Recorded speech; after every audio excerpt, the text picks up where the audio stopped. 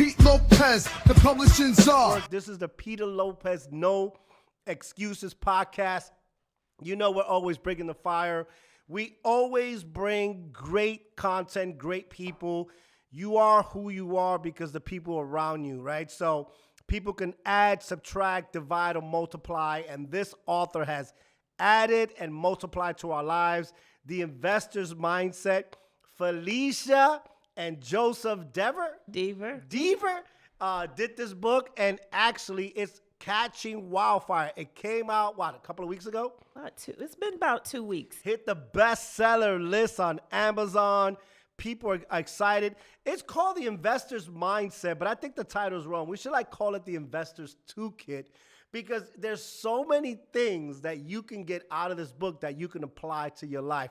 But before we do all that, talk to me about Felicia. Why is your name spelled that? It's always like every time my partner Mimi is like, you're saying it wrong. But tell me about yourself. What got you here? I mean, I know you have a great military black round. Yeah. So I mean, growing up in the South Bronx as a Puerto Rican, I grew up with all the brothers, so it's nothing to me. But tell me about that, and I am looking forward to hearing about Joseph, your hubby. But yeah, tell me a little bit about yourself. Well, I am a wife, first of all. Yes. And I'm married to an excellent husband. I love this man. This man married me. I prayed and asked God to give me a man that would love me and my 4 children. No way. He married me with 4 children, and they were little. They were 1, they were 5, oh my God. 5, 4, and 11. Yo, Joseph. And he raised them. Now, 26 years later, 27. Father of the year. Yes, he raised them. A lot of guys tell me they wouldn't have taken me on with 4 children, but he did. And so maybe I love 2, him. Maybe 3, 4. No. I love him so much. He's a good man. He's a humble man. People love him. And he's not a black man. He's a white man. What? And we were in the beginning, because when I was in the military, we kind of struggled in the beginning a lot. And people would tell him to leave me because I had debt. I had children. He had none. And he was like, leave her. And What is he's it, like biracial yes, and blended? Yeah, blended family. Oh, man. And he would say, no, I'm not leaving her. I love her. And so I have a good man. He gives me everything I desire. He is truly God sent. So the military, where were you? I was in the military. I was in the Royal Rangers, and which was the other ones, the Boy Scouts, hardcore, you know what I'm saying? But no, real military, not what I was in. How long were you in the military? What rank and where? Well, I was in the Army. Ooh. And I did my basic training in Fort Jackson.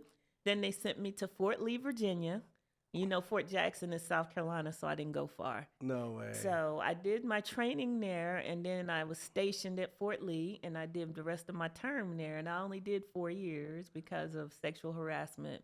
What? Yes, I couldn't get promoted unless I had sex with my married sergeant, and I wasn't doing that. Yo, hold up. That was not me. This is another book. So you didn't get promoted because you couldn't have sex with your sergeant. He wanted me to, and I refused because I believe a woman gets promoted by what's up here, not what's between your legs. Oh, Lord. I don't think that's right. We're dropping fire already, Alan. We're coming in hard already, Alan. So I did she ain't holding back. No. Huh? So I did not get promoted, but I did my time and got out. Wow. But how was it, like a black female, in the military, what was this, 26 years ago? More than that. I got out before my baby was born, and my baby is 28. 28? Yes. Wow. And the basic training, is it the same basic training the guys do? Basic training, it was tough. Wow. What I hear about it now is not as hard as it was when I went in. We gotten soft. We are so soft now. I know, everybody. It's just. So tell me about your business. You run multi-businesses as a successful, strong lady. You and your husbands are partners. I was really, really, my man Charles Bailey, big shout out to him, referred me to you.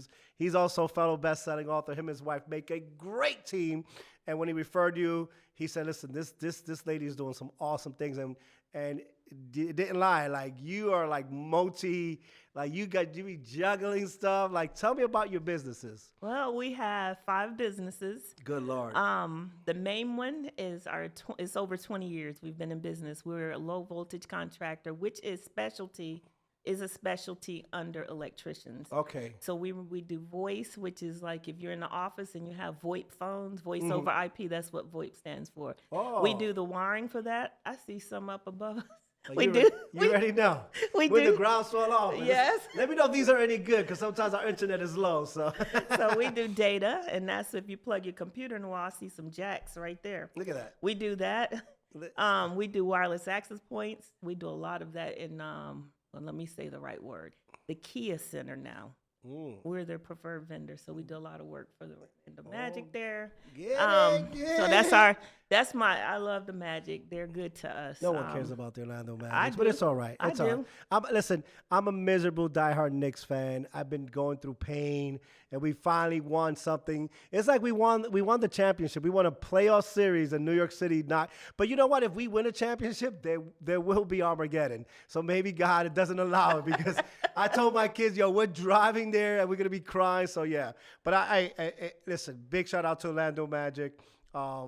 Isaac, the one of the centers, a while ago, we connected with him about doing a print job for him, but apparently he published a book with someone else. But they're doing great. So where and then that's one of the businesses. What are the other 4 real quick? Okay, 3 of the other businesses are real estate. The nice. attorney instructed us, because we have some commercial real estate, to put our properties in that. So we have 2 with properties in it, and we have a new one we started last year where we're going to be purchasing. We haven't purchased any property for it yet, Nice. but we're going to be doing apartment So- complexes or storage units. So, and you don't have to worry about low voltage electricity, right?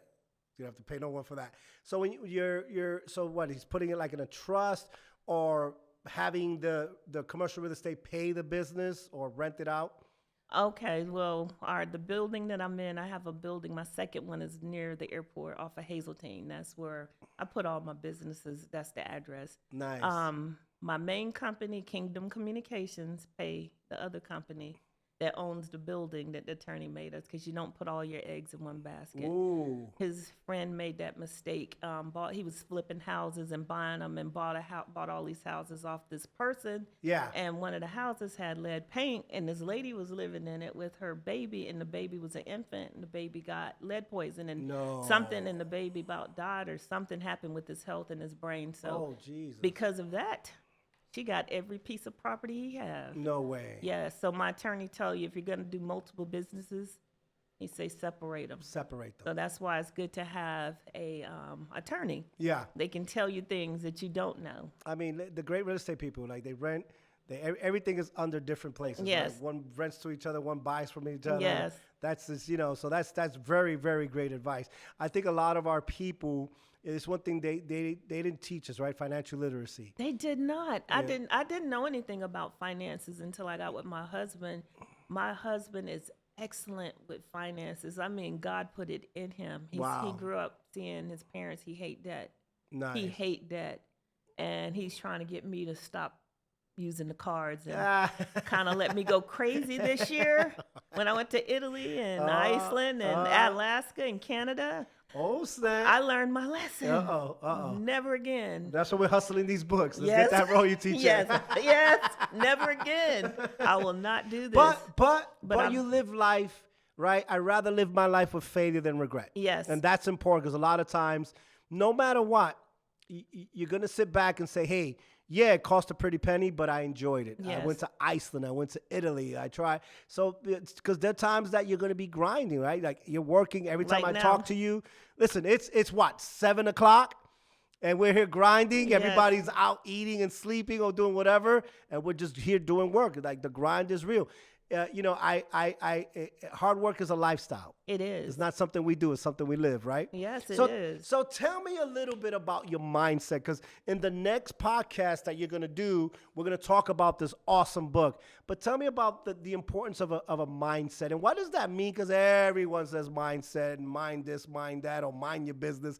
Tell me about what encompasses Felicia's mindset. So my mindset was like, I had to change my mindset. And I believe your mindset is if you believe a certain way or you think a certain way. And most of the time is our upbringing, the way we were raised. So some people think, oh, I can never have money, or, they have bad beliefs about money, but that's what they saw, or they never had it. They were broke. Yeah. But you can change all that through financial literacy. Nice. If you educate your mind, Yeah. and most of the time, all we got to do is pick up a book and read. And a That's lot of it. people these days don't have time to read. I mean, if the dead rule the world today, because we wrote yesterday, and it was funny, right? In our culture, right? Because I grew up in the South Bronx in the projects, they can spit you a verse, but to tell them what book did you read, and usually that's one thing like Wu-Tang. Like I remember how crazy. Oh, yeah. They were huge into like reading, Yes. and of course, they were the 5%ers, because we all grew up with 5%ers in New York, but they knew how to recite that law, right? So I think that's a problem we've had with our generation, Puerto Rican, Black, with our culture. They don't like to read, and other cultures don't like to read. So I like that mindset of like educational mindset, because your upbringing. So how was your upbringing? Like, what's one thing you can tell me, the next couple of minutes, because we're closing out, that you can say, hey, this is something that shifted me? Well, I can say what shifted me is my mom.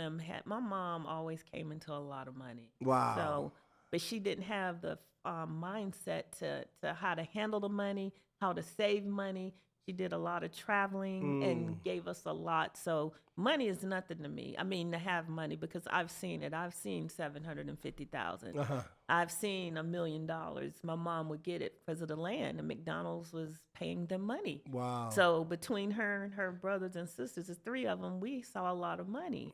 And so money is nothing for me, and I'll spend it. Yeah. But I'm learning you can't always spend everything you get and Yeah. put back, and that's something we started doing, putting money back. A lot of people don't put money back, and because you don't put money back, they fail to plan, and then when they need, they don't have, and they're borrowing from When people. you say put money back, what, investments, annuities? No, every time you get paid, every paycheck, me and my husband put a certain amount of money back, and we have, and even when we don't, we have different accounts. We have the savings account that we put our money back.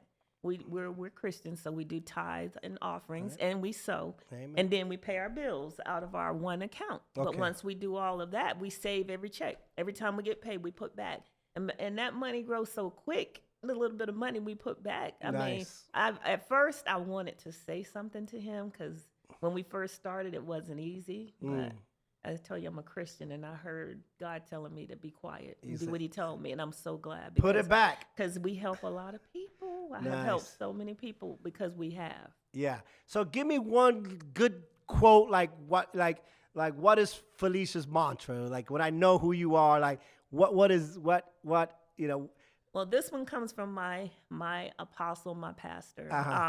Principles work. principles work.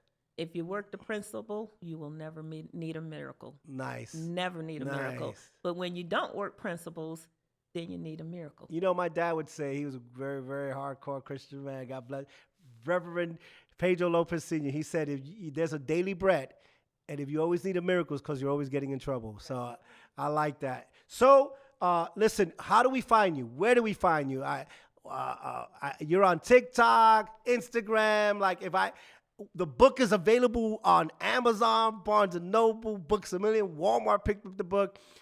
Where do we find this book? Because we're about to talk about this next. The book, you can find it on all of those that you said. And then also I have my website. Yes. My website is my name, and it's Felicia. And as you can see, Felicia is spelled different. Yes. My mom liked Phyllis and Mona Lisa, so she put them together. I hate those names, but I love my name because it's different. It and I is. haven't seen. So it's ver.com. Yes. Yes. We're going to put that anyway in the screen. Guys, be on the lookout. It's been a pleasure talking to you. I am excited, and I can't wait to see what's going to happen in the future. Big shout out to my homegirl, not Phyllis, Felicia, a.k.a. best-selling author.